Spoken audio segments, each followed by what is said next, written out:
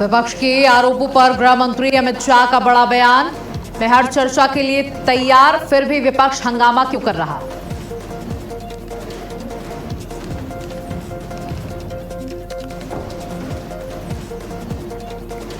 PM Modi ने पूर्व राष्ट्रपति कोविंद की आत्मकथा लॉन्च की। बोले, रील्स का दौर है, शॉर्टकट आपको छोटा कर देगा, दूसरों के संघर्षों से सीखना चाहिए।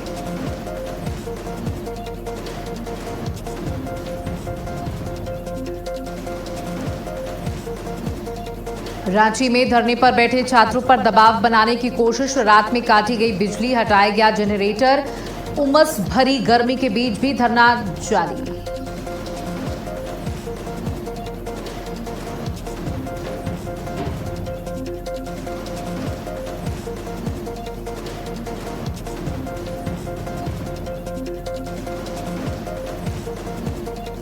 अबान अहमद की मौत को लेकर वायरल वीडियो। पलक झपकते ही हवा में उछली कार। 6 अगस्त को अबान का हुआ था एक्सीडेंट।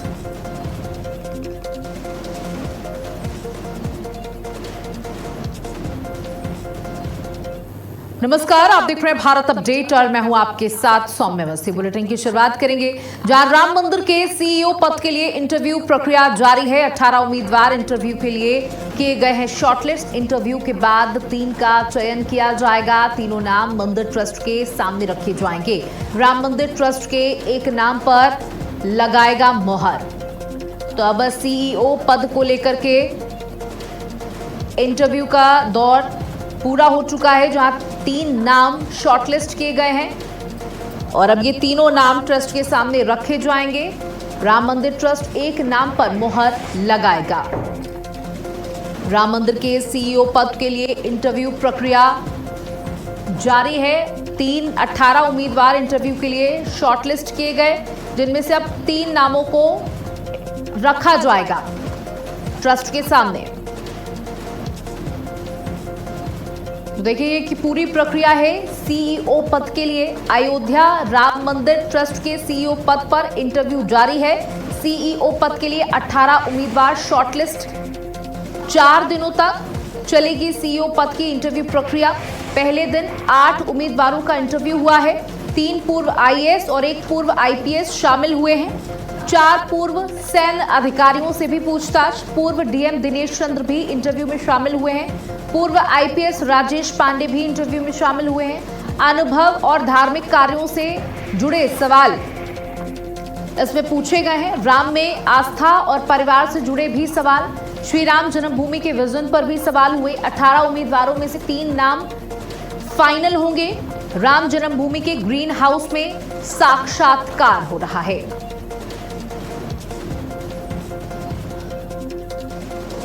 तो देखिए, राम मंदिर सीईओ पद के लिए ये इंटरव्यू की प्रक्रिया जारी है। 18 उम्मीदवार इंटरव्यू के लिए बैठे हैं। 8 का इंटरव्यू हो चुका है और आखिर में जो सबसे आखिरी स्टेप होगा वो होगा 3 नामों पर चयन को लेकर। 3 नाम इसमें फाइनल किए जाएंगे और उनको ट्रस्ट के सामने रखा जाएगा। उसके बाद आखिरी फैसला ट्रस्ट का होगा। उसमें से एक नाम पर मोहर लगाएगा ट्रस्ट और वो होगा राम मंदिर का सीईओ। बता दें, उस व्यक्ति के अंदर क्या क्या क्वालिटीज होनी चाहिए, क्या क्या खूबियां होनी चाहिए। सबसे पहले तो वो विजनरी होना चाहिए, यानी दूरदर्शी होना चाहिए कि आने वाले समय में राम मंदिर के विकास को लेकर वो किस तरीके से काम करेगा। नंबर 2, उसमें राम को लेकर आस्था है या नहीं है, उनके पुराने रिकॉर्ड्स को भी खंगाला जाएगा। इसी के साथ साथ क्या वो व्यक्ति आस्थावान है या नहीं है, पारिवारिक है या नहीं है, कैसा उसका परिवार है, क्या उसका बैकग्राउंड है, ये तमाम चीजें उस उम्मीदवार में होनी चाहिए। तो इंटरव्यू के बाद 3 ऐसे नाम हैं जो फाइनल होंगे और उन तीनों नामों को ट्रस्ट के सामने रखा जाएगा। उसके बाद आखिरी फैसला ट्रस्ट करेगा कि किस नाम पर मोहर लगनी है। एक नाम पर मोहर लगेगी और हमारे साथ सहयोगी प्रणवीर जुड़ चुके हैं। प्रणवीर, देखिए, ये पूरी इंटरव्यू की प्रक्रिया जो है वो चल रही है और आखिरी स्टेप की अगर हम बात करें तो 3 नाम सेलेक्ट किए जाएंगे, जिसमें से ट्रस्ट के पास आखिरी ये जिम्मेदारी होगी कि वो एक नाम को चुने। मैं आपको बता दें कि जिस तरीके से अयोध्या राम मंदिर के सीईओ पद के लिए इंटरव्यू की प्रक्रिया पूरा हुई है और इसमें कम से कम लगभग 53 लोगों ने आवेदन किया। उसके बाद 18 लोगों के साथ लिस्ट किया गया। उसके बाद 3 लोग इसमें चुने जाएंगे और 3 लोगों को इंटरव्यू का सामना करना पड़ेगा, यानी कि जो ट्रस्ट के पदाधिकारी हैं उनके पास जाना होगा और वो तीनों लोगों में से 1 लोगों की नियुक्ति होगी। इसमें साफ तौर पर उनके बैकग्राउंड को देखा जाएगा, उनके जो नौकरी पेशा के रहते हुए उनके जो कार्य हैं उसकी समीक्षा बैठक की जाएगी। उस पर कहीं ना कहीं एक लोग गहन चिंतन करेंगे। और सबसे बड़ी बात है, क्योंकि अयोध्या राम मंदिर है, सनातन प्रेमियों की जगह है और इतना बड़ा आरोप अयोध्या राम मंदिर के चंदा चोरी को लेकर के लग चुका है, तो इसमें साफ तौर पर उनकी ईमानदारी, उनकी छवि, उनकी कार्य कुशलता और सनातन धर्म के प्रति उनका प्रेम ये कहीं ना कहीं महत्वपूर्ण होगा। और उसमें अगर बता दें आपको कि जिस तरीके से जो नाम निकल करके आ रहा है उसमें राजेश पांडे हैं जो पूर्व IPS अधिकारी हैं, और दिनेश चंद्र हैं जो जौनपुर के पूर्व जिलाधिकारी हैं, योगेश्वर राम मिश्रा हैं जो कि अयोध्या के पूर्व जिला अधिकारी और CO भी रह चुके हैं, और समीर पांड्या जो वरिष्ठ प्रशासनिक अधिकारी और प्रबंधन पृष्ठभूमि के ये अधिकारी रह चुके हैं। दूसरा सबसे बड़ी बात है कि अयोध्या के ऊपर जिस तरीके से कलंक लगा कहीं ना कहीं चंदा चोरी को लेकर के, तो इससे CO के पद के जो उम्मीदवार हैं और जो उसमें इंटरव्यू देने जाएंगे और जो प्रक्रिया है कहीं ना कहीं चयन की, वो बड़े ही पारदर्शिता के साथ किया जाएगा और उस व्यक्ति के नाम पर मोहर लगेगा जो कहीं ना कहीं सनातन और सनातन प्रेमी और कहीं ना कहीं राम में जो आस्था रखता होगा। क्योंकि अयोध्या में CO के पद पे वही व्यक्ति रहेगा जिसका आस्था होगा, CO राम मंदिर की सेवा में वही व्यक्ति रहेगा जो पूर्व प्रशासनिक अधिकारी के तौर पर उन अपने कार्य के बारे में उसकी जानकारी होगी, कार्य कुशलता होगी और कहीं ना कहीं कार्य कुशलता में दक्षता होगी। सबसे बड़ी बात है कि वहां पर पब्लिक डीलिंग है, वहां पर श्रद्धालु आते हैं, वहां पर आस्था लेकर के लोग आते हैं, तो कहीं भी किसी भी प्रकार से किसी के आस्था के साथ खिलवाड़ ना होने पावे, किसी के जो सनातन धर्म जो प्रेमी हैं उनको कहीं ना कहीं ठेस पहुंचने ना पावे। राम मंदिर में जिस तरीके से आए दिन कलंक लगा है, उस कलंक की पटकथा को जो धूमिल कर जो धोने का काम करेगा, ऐसे कहीं ना कहीं राम मंदिर के CEO की वहां पर नियुक्ति की जाएगी कि वहां पर आने वाले लोगों को किस तरीके से सुगम और सरल तरीके से व्यवस्था दी जाए, वहां पर राम मंदिर दर्शन के लिए वहां पर किस तरीके से मॉनिटरिंग की जाए, किस तरीके से प्रशासनिक अधिकारियों का अमला वहां पर तैयार किया जाए। और दूसरा सबसे बड़ी बात है, अयोध्या को लेकर के सुरक्षा व्यवस्था का कड़े इंतजाम किए जाए और वहां पर जो लोग पहुंचे वो कहीं ना कहीं उनके आस्था के प्रति, एक भावना के प्रति, उनकी भावनाओं को आहत न पहुंचे, समय से उनका दर्शन हो, चरणबद्ध तरीके से उनको किसी भी प्रकार से भक्त को दिक्कत ना। तो ये तमाम ऐसी चीजें हैं क्योंकि आज अयोध्या पूरे विश्व की निगाहों में है और अयोध्या चर्चा का विषय कहीं ना कहीं बना हुआ है। पहले अयोध्या राम मंदिर निर्माण के लिए हर जगह हैं और राम को मानने वाले भी हर जगह मौजूद हैं, और जिस तरीके के ये जो मामला सामने आया उसके बाद CEO की नियुक्ति बहुत जरूरी है कि आने वाले समय में दोबारा इस तरीके की चीजों की पुनरावृत्ति ना हो। बहुत बहुत शुक्रिया प्रणवीर, हमारे साथ जुड़ने के लिए, जानकारियां साझा करने के लिए। वहीं रामपुर पहुंचे हैं समाजवादी पार्टी के राष्ट्रीय महासचिव शिवपाल यादव। आजम खान और अब्दुल्ला आजम से मुलाकात भी की है। आजम खान की पत्नी तंजीन फातिमा से भी मिले हैं। जौहर यूनिवर्सिटी जाएंगे शिवपाल यादव। अब जौहर यूनिवर्सिटी को लेकर क्या कुछ चीजें सामने आती हैं। आजम खान और अब्दुल्ला आजम से मुलाकात की है। आजम खान की पत्नी तंजीन फातिमा से भी मुलाकात की है। जहां जौहर यूनिवर्सिटी जाएंगे शिवपाल यादव। रामपुर पहुंचे हैं समाजवादी पार्टी के राष्ट्रीय महासचिव शिवपाल सिंह यादव। आजम खान और अब्दुल्ला आजम से पहले उन्होंने मुलाकात की है, उसके बाद आजम खान की पत्नी तंजीम से भी मुलाकात की है। देखिए, आजम खान समाजवादी पार्टी में मुलायम सिंह यादव के बाद जिसका पद आता था वो आजम खान का था, और एक मुस्लिम नेता होने के नाते समाजवादी पार्टी में उनकी बहुत बड़ी पहचान थी। जैसे जैसे समाजवादी पार्टी सत्ता से बाहर हुई उसके बाद आजम खान के एक के बाद एक केस खुलते चले गए और आज वो जेल में बंद हैं।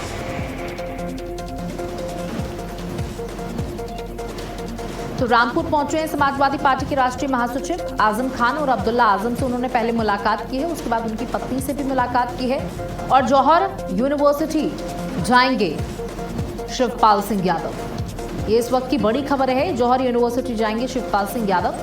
समाजवादी पार्टी ने देखिए अभी तक हालांकि बता दें कि खुलकर इस बात का विरोध नहीं किया है या इस पर कोई बड़े एक्शन लेने की बात नहीं कही है कि हम सड़कों पर आएंगे, हम आंदोलन करेंगे। लेकिन अब धीरे धीरे जौहर यूनिवर्सिटी को लेकर समाजवादी पार्टी भी एक्टिव हो रही है। आजम खान से मुलाकात की है, उनके बेटे से मुलाकात की है, पत्नी से मुलाकात की है और जानकारी ये भी मिल पा रही है कि शिवपाल सिंह यादव जौहर यूनिवर्सिटी जाएंगे। तो देखिए जौहर यूनिवर्सिटी का जो मामला है वो लगातार तूल पकड़ता जा रहा है।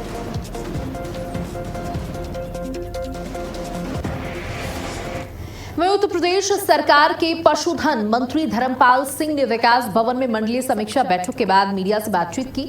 उन्होंने कहा कि योगी सरकार की प्राथमिकता निआश्रित गौवंश का संरक्षण और गौशालाओं की व्यवस्थाओं को बेहतर बनाना है। मंत्री के मुताबिक प्रदेश की तकरीबन 7,500 गौशालाओं में 13 लाख गौवंश का संरक्षण किया जा रहा है। बरसात को देखते हुए गौशालाओं में हरे चारे, सुरक्षा और टीकाकरण की व्यवस्था सुनिश्चित करने के निर्देश दिए गए हैं।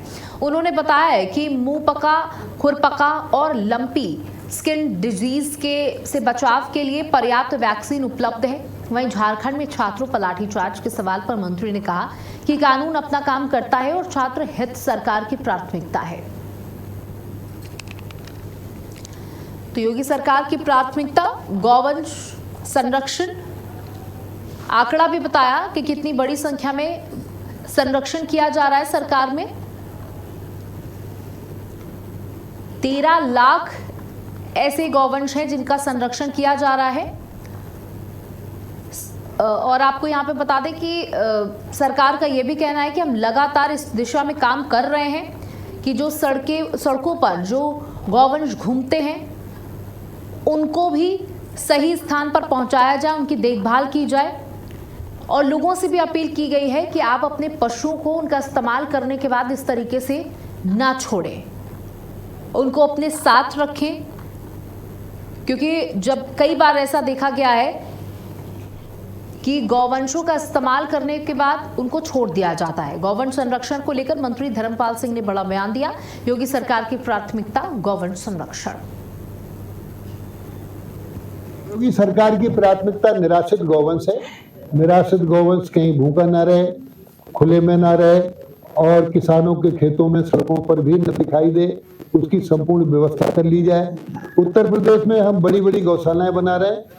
वैसे भी गावो राष्ट्रस्य मातरा, गाय राष्ट्र की माताएं हैं और गाय पशु नहीं है, गाय हमारी भाग्य विधाता है। तो इस नाते से 7,500 गौशालाओं में हम 13 लाख गायों को संरक्षण देने का काम सरकार कर रही है। एक दिन का खर्चा लगभग 8 करोड़ रुपया है। यहाँ बरेली मंडल में भी इस बरसात से गौशालाओं में बचाव के पूरे प्रबंध किए जाएं, हरे चारे का पूरा व्यवस्था कर ली जाए, संचारी रोगों से बचाने के लिए टीकाकरण प्राथमिकता पे किया जाए। वहीं स्वतंत्रता दिवस से पहले रायबरेली में देशभक्ति का माहौल देखने को मिल रहा है, जहां राजकीय इंटर कॉलेज से भव्य तिरंगा यात्रा निकाली गई। जिलाधिकारी सरनीत कौर ने हरी झंडी दिखाकर यात्रा को रवाना किया और खुद यात्रा का नेतृत्व किया। बता दें कि तिरंगा यात्रा में 1500 से अधिक छात्राओं और छात्रों ने हाथों में तिरंगा लेकर हिस्सा लिया। इस दौरान पूरा माहौल देशभक्ति के रंग में नजर आया। जिलाधिकारी ने जिलावासियों से हर घर तिरंगा अभियान को अपील की। उन्होंने लोगों से अपने घरों पर तिरंगा फहराने और स्वतंत्रता दिवस के उत्सव में बढ़ चढ़कर भाग लेने का आह्वान किया। तो हर घर तिरंगा अभियान सफल बनाने की अपील की गई। रायबरेली में भव्य तिरंगा यात्रा का आयोजन भी किया गया, जहां 1500 से ज्यादा छात्र इसमें शामिल भी हुए। और आप देख सकते हैं किस तरीके से सभी के हाथों में तिरंगा है। छात्र छात्रा यहाँ पर सम्मिलित हुए हैं और जगह जगह तिरंगा यात्रा का आयोजन किया जा रहा है और तिरंगा के महत्व को भी बताया जा रहा है कि तिरंगा का सम्मान करना देश का सम्मान करना है। देश का राष्ट्र ध्वज है तिरंगा, इसकी क्या महत्वता है, इतिहास के बारे में जानकारी दी गई। डीएम सरनीत कौर ने तिरंगा यात्रा निकाली। हर घर तिरंगा अभियान सफल बनाने की अपील की गई।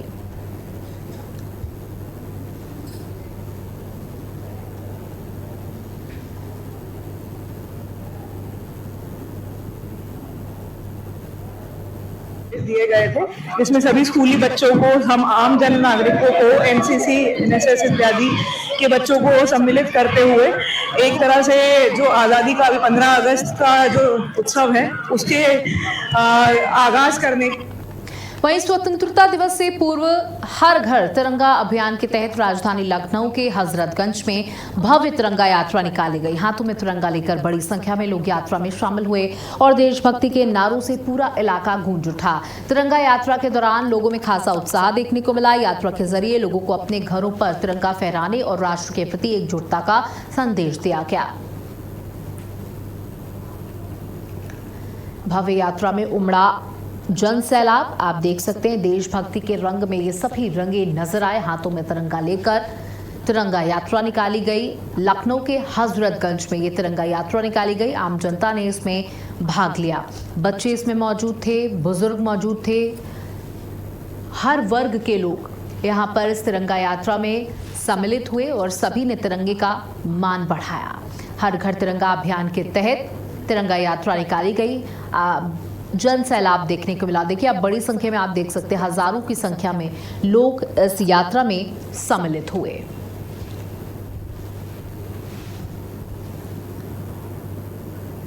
भव्य यात्रा में उमड़ा जन सैलाब। सभी के हाथों में तिरंगा था। भारत माता की जय से पूरा हजरतगंज गूंज उठा।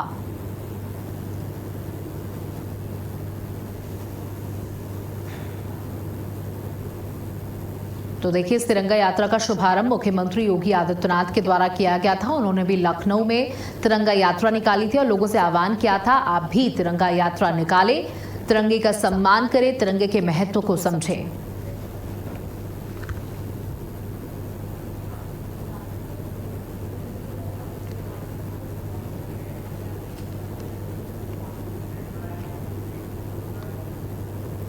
वहीं बन बहुवार में 300 मीटर सड़क बनी ग्रामीणों की सबसे बड़ी मुसीबत। जी हां, बारिश के चलते बन बुहार और निपनिया के बीच संपर्क लगभग ठप हो चुका है। सड़क पर धान रोककर ग्रामीणों ने जोरदार विरोध जताया है। सड़क पर कीचड़ और जलभराव से पैदल चलना भी लोगों के लिए बहुत मुश्किल हो गया है। ग्रामीणों ने कहा कि कई बार जनप्रतिनिधियों से गुहार लगाई गई है लेकिन समाधान नहीं मिला। अब ग्रामीणों ने साफ तौर पर चेतावनी दी है कि काम शुरू नहीं हुआ तो डीएम कार्यालय का घेराव किया जाएगा।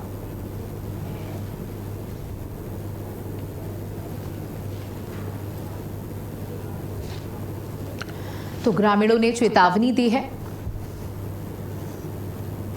अरे अब का कहीं हमको जानकारी नहीं है। राशन जात बजे छोड़ावे समय बाज के हमारा इतना हिचड़ा में जात बली राशन छोड़ावे, सरकार सुनवाई नहीं देता है।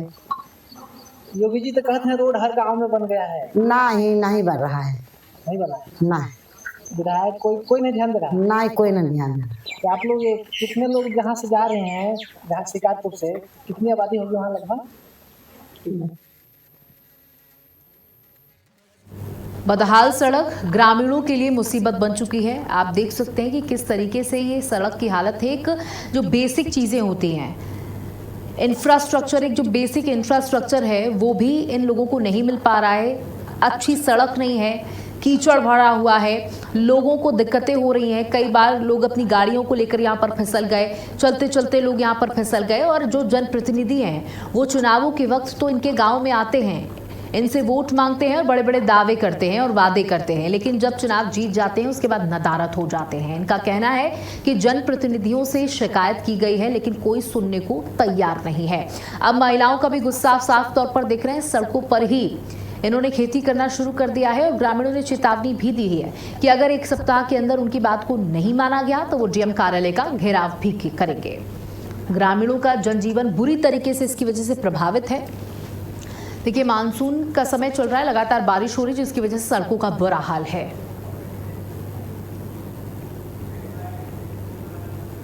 खबर आगरा से है जहां जीएसटी चोरी के मामले में 3 अफसरों पर मुकदमा दर्ज किया गया। बता दें कि 42 लाख के सामान को 2 लाख दिखाकर चोरी का आरोप है।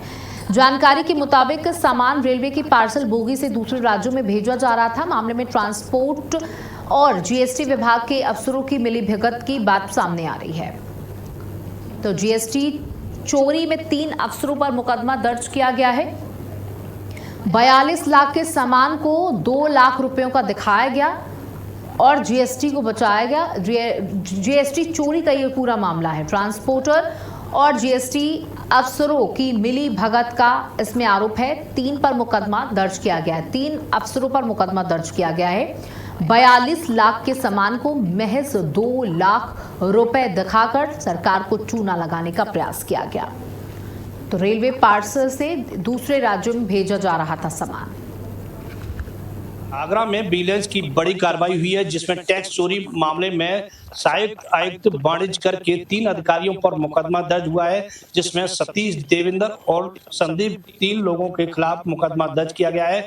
बताया जा रहा है 42 लाख रुपए के माल पर 2 लाख रुपए बताकर टैक्स की चोरी की जा रही थी, जिसमें ट्रांसपोर्ट और अधिकारियों की मिली भगत सामने आई है। बताया जा रहा है रेलवे के जो पार्सल स्कैनिंग है उसमें भी उनके फर्जीवाड़े के आरोप बताए गए हैं और बताया जा रहा है कि रेलवे के अधिकारी भी इस पूरे मामले में मिली भगत बताई जा रही है। यह माल आगरा के से अन्य जिलों में भी भेजा जा रहा था, जिसके चलते विजिलेंस ने इस पूरे मामले में जांच की और 3 अधिकारी सहित ट्रांसपोर्ट पर भी मुकदमा दर्ज किया है। अब देखने वाली बात यह है कि इस मामले में एफआईआर के बाद क्या कार्रवाई होगी, ये देखने वाली बात होगी। आगरा से कृष्णा त्यागी, भारत अपडेट।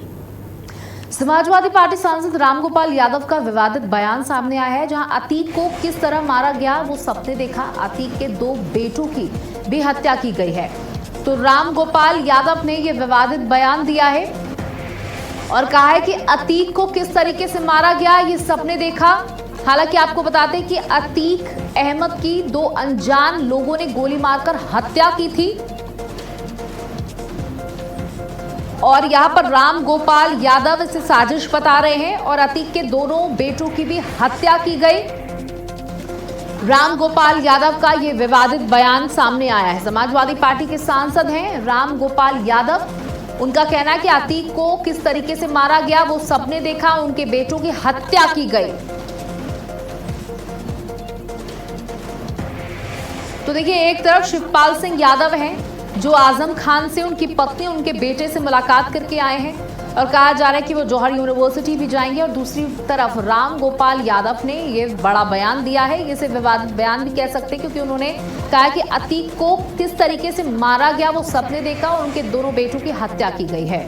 अब चुनाव नजदीक है, अपने वोट बैंक को साधने के लिए समाजवादी पार्टी के ये बड़े नेता अपनी बयानबाजियां बदल चुके हैं। अभी कुछ दिन पहले वो इस तरीके के बयानों पर बोलने से भी कतरा रहे थे, लेकिन जैसे जैसे चुनाव का वक्त करीब आ रहा है वैसे वैसे याद आ रहे हैं।